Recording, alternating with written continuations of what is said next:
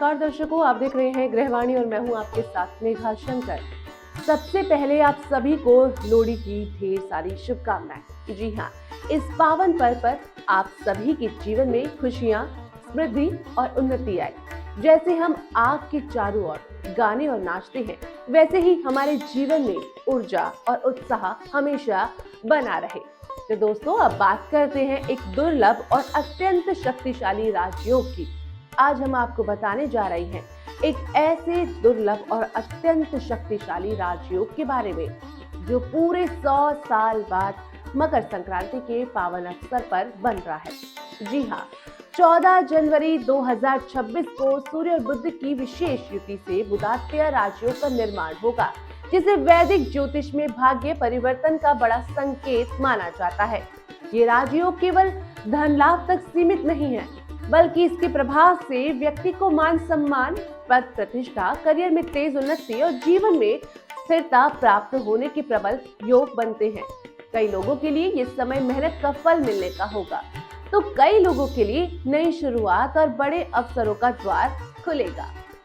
तो दोस्तों, सबसे पहले ये समझना बेहद जरूरी है कि आखिर बुधात्य राजयोग होता क्या है और इसे इतना खास क्यों माना जाता है। दोस्तों, वैदिक ज्योतिष के अनुसार जब सूर्य और बुध एक ही राशि में एक साथ स्थित हो जाते हैं, तब इस विशेष योग का निर्माण होता है, जिसे बुधात्य राजयोग कहा जाता है। सूर्य को आत्मबल, आत्मविश्वास, सत्ता, सम्मान, नेतृत्व क्षमता और सरकारी शक्ति का कारक माना गया है, जबकि बुध ग्रह बुद्धि, तर्क शक्ति, व्यापार, वाणी, गणना, लेखन, संचार और निर्णय लेने की क्षमता का प्रतिनिधित्व करता है। जब ये दोनों ग्रह एक साथ आते हैं तो व्यक्ति के भीतर सोचने समझने की शक्ति तेज हो जाती है, निर्णय क्षमता मजबूत होती है और काम करने का आत्मविश्वास कई गुना बढ़ जाता है।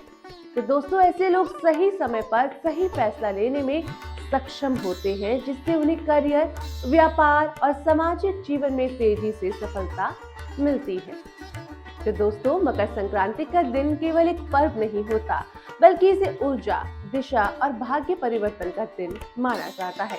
ज्योतिष शास्त्र के अनुसार इसी दिन सूर्य देव धनु राशि से निकलकर मकर राशि में प्रवेश करते हैं और सूर्य का ये गोचर बेहद महत्वपूर्ण माना जाता है, क्योंकि मकर राशि कर्म, अनुशासन, मेहनत और स्थायित्व का प्रतीक है। जैसे ही सूर्य की दिशा बदलती है, वैसे ही व्यक्ति के जीवन में भी कार्यशैली, सोच और अवसरों की दिशा बदलने लगती है।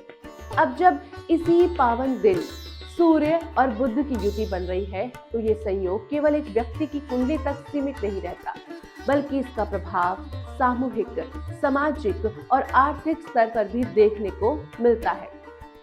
इस योग के प्रभाव से प्रशासन, व्यापार, शिक्षा, मीडिया, संचार और नीति निर्धारण से जुड़े क्षेत्रों में सकारात्मक बदलाव आने के संकेत मिलते हैं। तो दोस्तों, अब राशियों की बात करें तो सबसे पहले बात करते हैं कुंभ राशि की। कुंभ राशि वालों के लिए ये बुधात्य राजयोग आपकी कुंडली के 11वें भाव में बन रहा है। 11वां भाव आय, लाभ और नेगेटिव का अर्थ होता है। इस समय आपकी इनकम में तेजी से बढ़ोतरी हो सकती है। पुराने निवेश, शेयर मार्केट, सट्टा या लॉटरी से भी लाभ के योग बन रहे हैं। दोस्तों, और संपर्क के जरिए नए मौके भी मिल सकते हैं, लेकिन ध्यान रखें, लालच में आकर जल्दबाजी ना करें, योजनाबद्ध तरीके से कदम उठाएं।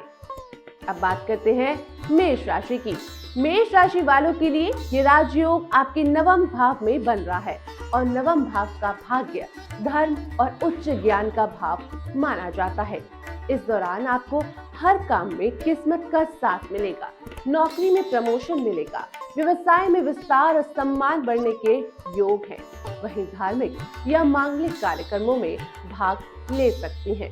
यात्रा से भी लाभ हो सकता है, खासकर काम से जुड़ी यात्राएं इसमें शामिल रहेंगी। अब बात करते हैं कन्या राशि की। तो दोस्तों, कन्या राशि वालों के लिए ये राजयोग 4th भाव में बन रहा है। ये भाव घर, वाहन, प्रॉपर्टी और मानसिक शांति से जुड़ा होता है। इस समय नया वाहन, नया मकान खरीदने का योग बन सकता है। परिवार में सुख शांति बढ़ेगी और माता से विशेष लाभ भी मिल सकता है। जो लोग नया बिजनेस शुरू करना चाहते हैं उनके लिए ये समय बहुत अनुकूल है। अब बात करेंगे दोस्तों कि आखिर किन राशियों को रहना होगा इस समय सतर्क। हालांकि ये राजयोग शुभ है, लेकिन वृक्ष, वृश्चिक और मीन राशि वालों को थोड़ा संयम रखना होगा। इस दौरान वाणी पर नियंत्रण आपको रखना होगा। गलत सलाह या जल्दबाजी से नुकसान आपका हो सकता है। बड़े फैसले सोच समझ कर लें और किसी अनुभवी व्यक्ति की सलाह जरूर लें। तो दोस्तों, बुधात्य राजयोग में क्या करें और क्या ना करें, अब ये भी जान लीजिए। तो दोस्तों, इस शुभ योग के दौरान सुबह सूर्य को जल अर्पित करें, ओम बुधाय नमः मंत्र का जाप करें, हरे रंग का प्रयोग ना करें, झूठ और छल से बचें, अहंकार और गुस्से पर नियंत्रण रखें। याद रखें, ग्रह अवसर देते हैं लेकिन सफलता कर्म से मिलती है।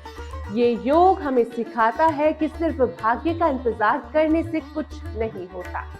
सही समय पर सही प्रयास करना ही असली बुद्धिमानी है। अगर सोच साफ हो, नियत सही हो और मेहनत ईमानदार हो तो कोई भी राजयोग आपको पीछे नहीं छोड़ सकता। तो दोस्तों, ग्रहों की चाल सिर्फ रास्ता दिखाती है, मंजिल तक पहुंचता है आपका प्रयास। इसलिए सकारात्मक सोच रखें, कर्म करते रहें और ईश्वर पर विश्वास बनाए रखें। अब बारी है आज के सुविचार की। दोस्तों, भाग्य तभी चमकता है जब कर्म की लौ जलती रहे। संघर्ष ही सफलता का पहला द्वार होता है। विश्वास वो शक्ति है जो अंधेरे में भी राह दिखाती है और अच्छा भविष्य हमेशा सही कर्मों से ही बनता है। आप देख रहे थे ग्रहवाणी और मैं हूं आपके साथ मेघा शंकर। फिर मिलेंगे एक नए विषय के साथ कल इसी समय। नमस्कार।